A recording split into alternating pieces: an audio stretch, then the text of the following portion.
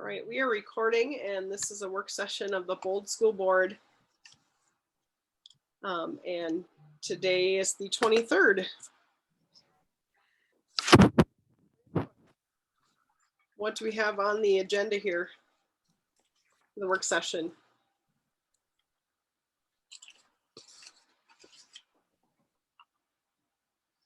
Mr. Bransoy, do you have?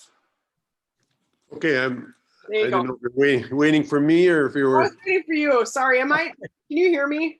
Yes, I can hear you. I'm sorry. All right, I was sleeping. that's all right. This is the work session is a continuation of our work session that we had earlier, where we're looking at review and comment. And so this is a follow-up of that meeting. At that time, we had decided as a board to move forward with the review and comment. And with that motion, we moved ahead and we sent it, Ryan finished it up and Mike, and put the forth to the MDE.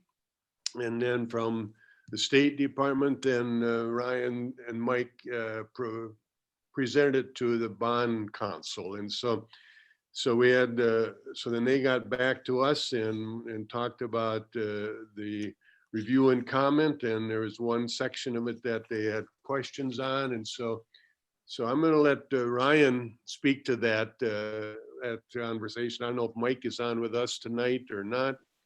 And Yes. so he can address too the difference in what the bond council move forward or what they come back with us to talk about. And so if you want to address those issues with presented, Ryan, I appreciate that. Yeah. I was, our goal at the last meeting when we submitted or you all approved the motion to submit the review and comment was based on a $58.9 million referendum scope. And part of that scope, there was $2.5 million that was allocated to, we call it the ownership transfer of the Bird Island Elementary School facility. So that is the portion that we're discussing tonight. So when we went forward or when we discussed that at the last meeting, we negotiated back and forth, or the board, I guess, discussed back and forth the amount to be attributed to that. And we fell on $2.5 million as the appropriate amount. Well, obviously under my guidance and Mike's guidance as well, we thought that was something that was appropriate and fit within relative statutes for a referendum. So we were comfortable in pursuing that. After that work session, I believe it was November 9th, Mike and I, along with Dale, met with the Department of Education, Chris Kubish, and discussed the entire project and all the different components there within it. Most specifically, that $2.5 million, we wanted the Department of Education to be fully aware of what that was and what it was for and how we were going to finance that part of it and how that fell into the overall project scope. From an MDE perspective, it was okay. I guess, and I'll maybe put quotes on that. It was okay.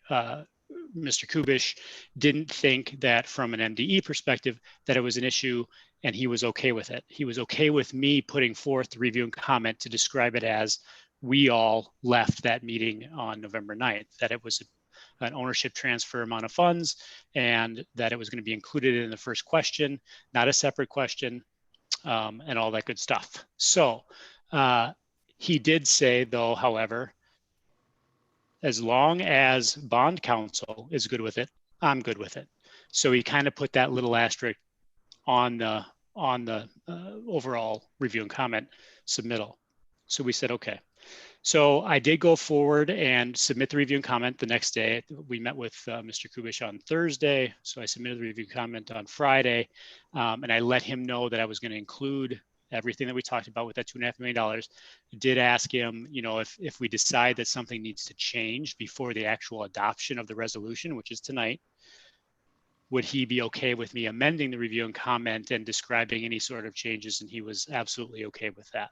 So he was good with having it submitted and good with amending it if we felt like we needed to, because a decision was made on the 23rd of November when the actual approval was being voted on. So after the submittal on Friday, Mike and I and Dale talked with Justin, and I think his last name is pronounced Reppy, but he's with a law firm that puts together the resolutions that'll be before you at the board meeting tonight. So that, I don't even know what it is, 100-page document, 50-page document, that's the actual resolution, the legal binding thing to going out for a referendum. They're the company that puts all that legal language together. So they've done this with multiple districts. This is something they're used to. So we wanted then to have a conversation with him and his firm about what's included in there. And ultimately, long story short, they didn't feel like that was going to be something that wouldn't be able to be contested by somebody in the public if they so chose. So, in legal terms and legal opinions, they didn't feel really confident that they had enough legal backing to say this is absolutely not going to be contested and absolutely not going to lose if it were.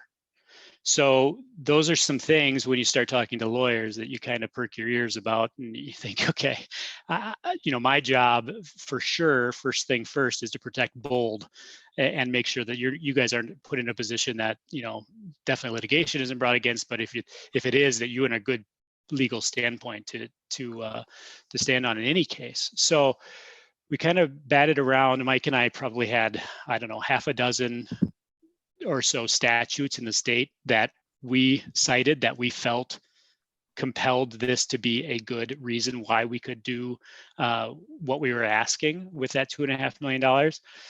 And of course, non-lawyers trying to convince lawyers on what to do always isn't necessarily the easiest thing to do.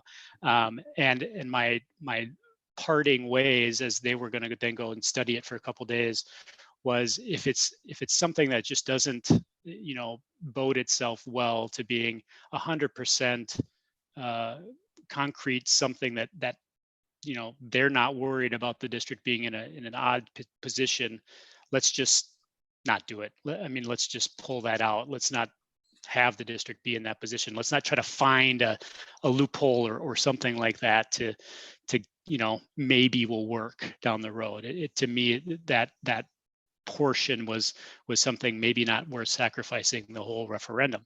Now, on those lines, they did actually say that. They said that portion, that $2.5 million portion, actually probably wasn't significant enough that if the referendum were to be voted on and approved by the taxpayers, that they didn't feel like that portion of the referendum would have been grounds or would be grounds if someone were to contest it to actually kind of throughout the entire referendum, that the major scope could still probably end up being okay.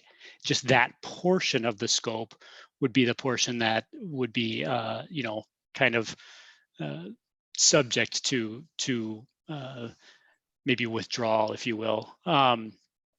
But either way, it just doesn't seem like something that is worth the district at this point kind of putting in there and seeing what would happen. It just doesn't feel right to me. So learning all of this information, obviously we talked with Dale and thought that it would be appropriate to get the board back together to understand what we've learned and kind of where we're at. So before the board meeting tonight, we wanted to have this discussion so that you guys have some time to think about it, some discussion time, and then choose how you want to act on it later tonight. But there's basically two options, and I'll try to keep this simple, and then you can ask me all sorts of questions thereafter. Option one is keep the referendum amount the same, that 58,900,000. So that doesn't change anything of the tax impact that we've talked about or anything like that. The the $2.5 million would get classified, if you will, into two different scopes. $1 million of it would be for the, we call it the disposition of Bird Island Elementary. So that's the demolition, that's the abatement, that's the cleaning of the site, that's all the stuff to take care of the building and provide a fresh, clean, buildable site for a new owner. Then $1.5 million, the remaining, would be reallocated into other project scopes. So that could be furniture, fixtures, and equipment. That could be increasing gym size, square footage. That could be, buying more land. All those things combined. We don't necessarily have to pin it to anything. We can just say it's going to contribute to all of those.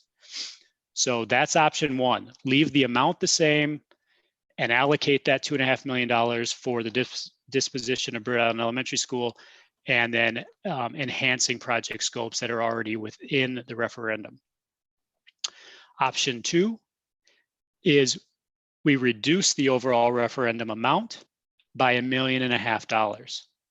And it's $1.5 million because we'll still want to keep that million for the disposition of Bird Island Elementary School. So kind of back to where we originally started. We have money allocated for both Bird Island and Olivia for those buildings to be taken care of in the event to transfer the land to a new owner. So it reduces the overall bond question to $57,400,000. So those are kind of the two options we're looking at, and that's what we wanted to discuss tonight. We have the tax impacts of such. Of course, reducing the referendum amount reduces the tax impact. Of course, it's not very significant, so but we could talk about that. But those are the two options and kind of the history of where we are today. So could be very simple and everybody agree just to keep it at 58.9 and move forward, or there could be discussion about reducing the overall referendum scope and adjust accordingly. How this affects the board meeting coming up, you have a resolution that was prepared by the bond council, and that resolution is for $58,900,000. So if we decide in the work session that you think that the appropriate thing is to actually reduce the amount of the bond ask, during the board meeting, someone will motion to approve the resolution, someone will second it. Then in discussion, one of the board members will provide a option to reduce the bond scope to 57.4. Someone will then second that. That's the typical process. And that's all that needs to happen then at the board meeting is then that resolution is reduced by 57.4, and then you vote to approve that, and it's assuming it's going to be approved and it moves forward. So in the board meeting, there's not a lot of technical issues that you have to deal with. We just have to have that discussion and reduction of the bond amount. If you choose to keep it at 58,900,000, then there is really no discussion required at the board meeting. You just approve the resolution as it's presented. So hopefully I clearly explained that, and I'll now leave it open for questions. I just want to add to what you're saying, Ryan, and I think then the board can ask their questions, but we spent time in talking with both MDE and the bond council, not the bold council, but the bond council. But I thank Ryan and Mike for their leadership with that, because you could definitely feel a real working relationship with those, and they are the people that'll make the final decision. And so it's good to hear the support that they were giving us, and then the reasoning for the question on the 1.5 million. And after that discussion, and I did talk with the Bird Island EDA rep, and talking with her, she kind of thought that might happen. She said that we knew from the onset that was going to be a questionable amount, and that they've got some things that are really working hard on and trying to put together. So I told her, as far as a board is concerned, I had a real positive feeling about that their board, wants to help or however they can. So they're comfortable with that too. But Ryan and Mike, I think, for their relationship with these individuals. It really helps as far as moving forward. So if you got questions for Ryan or for Mike, you can look at it. You can ask them at this point, but we did have a good discussion, and when we were discussed these options with the review and comment, and so I think we did a very thorough job at that time and had some good discussion. So where we at tonight is what we want to. This is the night that we want to make that decision at the board meeting.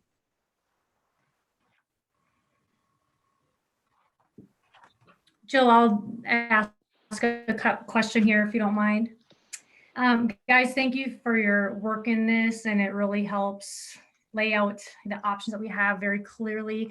The biggest question I have, and I talked a little bit to Dale on this, is just if you can walk us through the end result on what may it look like with an ownership transfer, after all this is said and done, if it does pass. I do support option 1.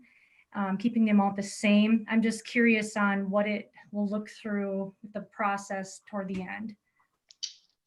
Yeah, so that again, the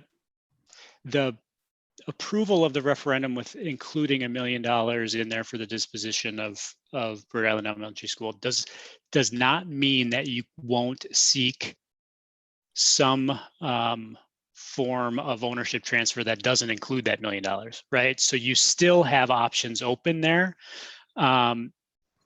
You can still advertise the building for sale as is. You could do the abatement and then advertise the building as for sale. You can demo the building and then advertise the land for sale. You can seek some new owner to just take it as is. So all of those options still are at your disposal. And you can do that during the referendum process, or you could do that after the approval of a project or hopeful approval of a project. So it doesn't restrict you in any way to say, to not look at potential suitors for the building and work with them to make it a building that is viable for their use. Does that answer your question? Yeah, that helps. That definitely helps. I just was very unclear on handing it over, what it's going to look like with, in a clean way. Very simply, it'll be almost as selling your house. I mean, you have deeds to the property, you have, deeds to the building. If you choose to sell the building as it is and you transfer those deeds, you would do it just very similar to selling your house. If you choose to, if you don't find anybody that's interested in that, then you decide the building is going to come down and you're going to have a clean site and you're selling land. That's the same way as if a farmer is going to sell land, from one entity to another. So it's a real estate transaction. Okay. Basically is what it comes down to. And I think it adds that as a board, now you're going to have, you still own the building. You've got the power to do what is best for the district. And so I think there'll be different options. I think the Bird Island EDA is really working, doing a lot of things, talking of options for the building and working with that. So I think there'll be some options there, and they're talking with different groups of taking parts of the building. And so I think we just have to work with them, and we'd have that $1 million if it's to demolish part of it, the part that that is the oldest part that we really struggle with. That could be it, or they can we can put a plan together. They're working with Ingham's, and so I think it just allows us some time to move forward and do what's best for the district and also for the community that we can do. So good. It leaves the decision making, I think, with the board yet. And so. And ultimately, if you chose to demo the building and have it just bare land, you wouldn't have to sell it.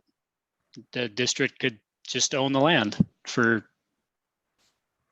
forever if they wanted. You know, it isn't required that you have to get rid of that land. If you want to wait and see if it, you know, increases in value and sell it at a high market rate, you know, that's a consideration too. But it's the building condition, and then if you leave it, what happens to that building, and then what happens to the area around it. That's, you know, a consideration. Obviously, the board would want to think about. You don't want to devalue the neighborhood around a building that you're just holding on to for, you know, because you don't have an owner yet. So I think in any scenario, if you can't find an owner and can't find someone that wants to undertake the building as it is, then your option is to demo the building, and then from there it's a little easier to maintain and keep a section of land and see if you know, an owner will come into play, or you know, again, you have the option to just basically hand it over to the city of Bird Island if you wanted to, or some other entity. So those options are still available. Thank you.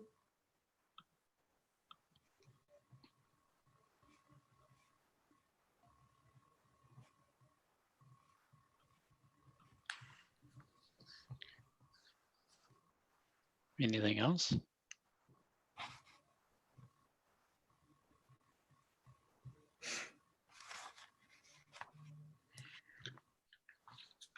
Any other questions? I don't know if you had a chance to look at the impact, the monthly impact of each proposal is something we talked about at our review and comment, and what we're really emphasizing is to, you know, stay under that $20. And I think both proposals, it does that. And so there's only about 51 cents a month difference between the two proposals. That as far as a tax impact on a monthly basis on a $100,000 home. So it's not a very significant amount. And so that's part of you can weigh those factors too, and you're trying to make a decision. So, but our goal is by the end of the meeting tonight at the board meeting to have one proposal that we would put together and for a February vote.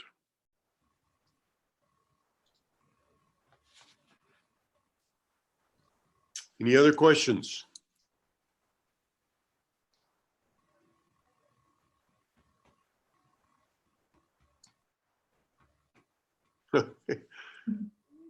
Okay, Must have answered all the questions, Ryan. Very good. I guess. So, okay. Did you have? Well, do you want to take a break, Jill, or? Sure. I can go blow my nose some more. You're rid of that stuff. Yes. So, So, okay. all right. We'll We see you take a next- break then and come back about 30 minutes or so. Sounds good. Alrighty. That's okay with everybody?